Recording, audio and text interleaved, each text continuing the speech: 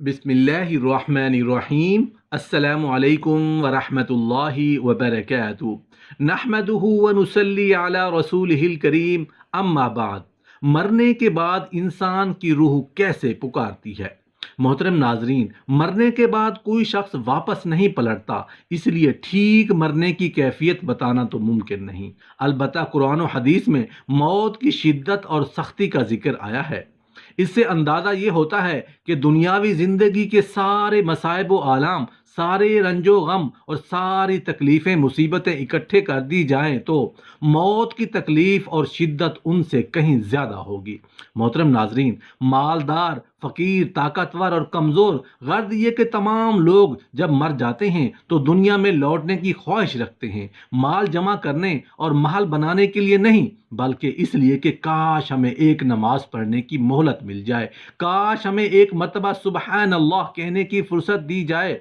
लेकिन अब नामुमकिन है। अब आमाल नामे लपेट दिए जा चुके होते हैं, रूह जिस्म से निकाल ली गई होती है, जिंदगी की मोहलत ख़त्म है। अब हर मैयत अपने अमल की मोहताज होकर कब्र में पड़ी होती है। हज़रत ज़हाक रज़ी अल्लाह अन्हु से रिवायत है कि रसूल अल्लाह सल्लल्लाहु अलैहि वसल्लम ने फरमाया कि मैयत पर सबसे ज़्यादा सख्त हालत उस वक्त होती है जब गुस्ल देने वाला उसको नहलाने के लिए आता है, उसकी उंगली से अंगूठी उतारता है, जिस्म से लिबास उतारता है, सर से अमामा जुदा करता है, उसकी रूह बेचैन होकर फरियाद करती है, जिसकी आवाज़ जिन्नो इंसान के सिवा सब सुनते हैं, और कहती है, ऐ नहलाने वाले, तुझको खुदा की कसम मेरे कपड़े बहुत नरमी से उतारो, क्योंकि मलकुल मौत के पंजे की तकलीफ से मुझे पूरे तौर पर अभी आराम नहीं मिला। फिर जब उसको तख्ते पर लिटाकर उस पर पानी डाला जाता है तो रूह चिल्लाती है, ऐ नहलाने वाले, खुदा के वास्ते मेरे जिस्म को कुव्वत से हाथ न लगा, क्योंकि वो जानकनी की सख्ती से जख्मी और चूर चूर हो रहा है। फिर जब नहलाकर उसको कफनाते हैं और पाँव की तरफ से बांध देते हैं तो रूह कहती है, ऐ गुस्ल देने वाले, खुदा के लिए अभी सर की तरफ से मेरे कफन में गिरह ना लगा, ताकि मेरे बीवी बच्चे और तमाम रिश्तेदार दुनिया में आखिरी बार मेरी सूरत देख लें, क्योंकि आज मैं उनसे बिछड़ रहा हूँ और अब क़यामत तक ये मेरी सूरत नहीं देखेंगे। फिर जब उसका जनाजा तैयार करके घर से बाहर निकाला जाता है तो रूह पुकारती है, ऐ जनाजा उठाने वालों, खुदा के वास्ते अभी जल्दी ना करना, ताकि मैं अपने बाल बच्चों और अजीज़ों अकारिब से रुखसत हो लूँ। ऐ जनाजा उठाने वालों, मैं अपनी औलाद को आज यतीम और बीवी को बेवा छोड़े जा रहा हूँ। खुदा के लिए मेरे बाद उनको तकलीफ ना देना, मैं अपना घर और माल व असबाब दूसरों के लिए छोड़े जाता हूँ। अब यहाँ कभी वापस नहीं आऊँगा और क़यामत तक किसी की सूरत नहीं देखूँगा। फिर जब जनाजा उठाकर चलते हैं तो मैयत कहती है, अल्लाह अल्लाह, मेरे भाइयों, मैं आज तक जो कुछ माल व असबाब जमा किया था वो सिर्फ वारिसों के लिए था। आज उनमें से कोई मेरे गुनाहों का ज़रा सा बोझ भी नहीं उठा सकता। हर चीज़ का हिसाब मुझसे लिया जाएगा और मेरे वारिस खाएंगे और उड़ाएंगे। फिर जब नमाज जनाजा के बाद दफन से पहले कुछ लोग अपने अपने घर जाने लगते हैं तो मैयत कहती है, ऐ मेरे भाइयों, खुदा के वास्ते अभी से ऐसा जुल्म ना करो। मरने वाला तुमसे मानूस था और तुम दफन से पहले लौटे जाते हो। फिर जब उसे कब्र में उतारते हैं तो मैयत कहती है, ऐ मेरे वारिसों और तरका पाने वालों, मैंने जो कुछ माल जमा किया था वो सब तुम्हारे लिए छोड़ा। खुदा के लिए तुम मुझको दुआए खैर और फातिहा से भुला न देना।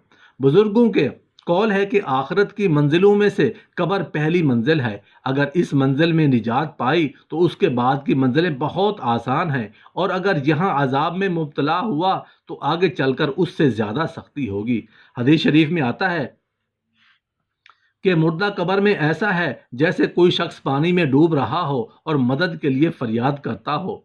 मुर्दा हर वक्त अपने माँ बाप, भाई बहन या औलाद और दोस्त वगैरह अपने पसे मंदगान से दुआए खैर और फातिहा का मुंतज़िर रहता है। जब उसको उसके पसमानदगान की तरफ से कोई तोहफ़ा सवाब पहुँचता है तो वो उसके लिए तमाम दुनिया और जो कुछ दुनिया में है से महबूब और मरगूब होता है, और अल्लाह ताला उसके रिश्तेदारों की दुआए खैर के सवाब को कब्रिस्तान वालों पर पहाड़ों के बराबर दाखिल फरमाता है। एक हाजतमंद हज़रत उस्मान गनी रज़ी अल्लाह अन्हु के दरवाज़े पर ग़रूब आफ्ताब के बाद आया। अभी उसने दस्तक ना दी थी कि हज़रत उस्मान गनी रज़ी अल्लाह अन्हु की आवाज़ उसके कानों में पड़ी। वो अपनी अहलिया से शिकायत कर रहे थे कि चिराग की बत्ती मोटी है जो तेल ज़्यादा इस्तेमाल करने का सबब बन रही है। हाजतमंद ने जो सुना तो वो सोचता ही रह गया कि वो ऐसे शख्स की से हाजत पूरी करने की क्या तवक्को करे जो तेल के मामूल से ज़्यादा खर्च करने पर अपनी बीवी के सरजनिश कर रहा है। उसने इरादा किया कि हाजत बयान करके देखूं तो सही, शायद मेरी कुछ इमदाद ही कर दें। उसने दस्तक दी। दस्तक सुनकर हज़रत उस्मान गनी रज़ी अल्लाह अन्हु बाहर आए। हाजतमंद ने अपनी हाजत बयान की और लहजे में ज़्यादा ज़ोर देते हुए कहा कि ज़रूरत कुछ ज़्यादा ही है। हज़रत उस्मान गनी रज़ी अल्लाह अन्हु ने उस शख्स का हाथ थामा, बस्ती से बाहर ले गए जहां आपका सामान तिजारत बड़ी तादाद में रखा हुआ था। फरमाया, ये सब तेरी नज़र है, क्या इससे तुम्हारी ज़रूरत पूरी हो जाएगी? वो शख्स हैरान हक्का बक्का देखता रह गया।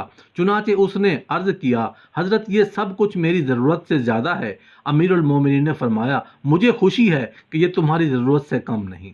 उस शख्स ने कहा, ए हज़रत, एक बात तो बताइए कि चिराग की बत्ती कदरे मोटी हो जाने पर आप अपनी ज़ौजा मोहतरमा को सरजनिश कर रहे थे, हालांकि चिराग इस कदर रोशन रखने में शायद सिर्फ एक ही दरम का तेल इस्तेमाल ना होता हो तो वो आपको गवारा ना हो, और यहाँ हज़ारों का सामान मुझे बिला तहम्मुल दे रहे हैं।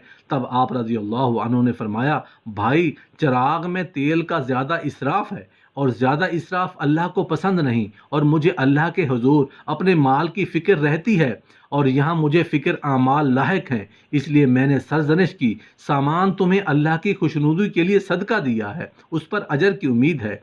हज़रत सईद बिन मसीह रज़ी अल्लाह अन्हु से मरवी है कि हज़रत सुलेमान फ़ारसी अब्दुल्ला बिन सलाम रज़ी अल्लाह अन्हु बहम मिले। एक दूसरे से कहा कि अगर आप मुझसे पहले कोई इंतकाल करो तो मुझे ख़बर देना कि वहाँ क्या पेश आया। कहा, क्या जिंदा और मुर्दे भी मिलते हैं?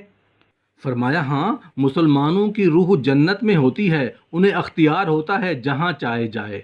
सवाल अब ये दिमाग में आता है, क्या मरने के बाद मुर्दे अपने घर वालों को याद करते हैं? देखें, जब किसी इंसान का इंतकाल हो जाता है तो वो मरने वाला शख्स को ये मालूम होता है कि हम दुनिया से मुंतकिल होकर इस दुनिया यानी आलम बरज़ख में आ गए हैं, और उसको ये सारी चीज़ें याद होती हैं कि हमारा घर है, मकान है, रिश्तेदार हैं, अजीज़ व अकारिब हैं, और हमारे बहन भाई हैं, और हमारी एक फैमिली है। और यहाँ तक कि जब उस मुर्दे की रूह निकल जाती है, जब उसको दुनिया दफना दिया जा रहा होता है, तो फिर उस वक्त वो मुर्दा अपनी आंखों से सारी चीज़ें देख भी रहा होता है, यानी कि उसकी जो रूह होती है वो उन सारी चीज़ों को देख रही होती है, और उसको ये पता होता है कि अब हमें कफन पहनाया जा रहा है और हमारे जनाजे को उठाया जा रहा है। लिहाजा नेक बंदा तो यहाँ तक कहता है कि जब उसके जनाजे को लोग उठाते हैं तो कहता है, ऐ लोगों, जल्दी मुझे लेकर कब्रिस्तान की तरफ चलो और बहुत जल्दी मुझे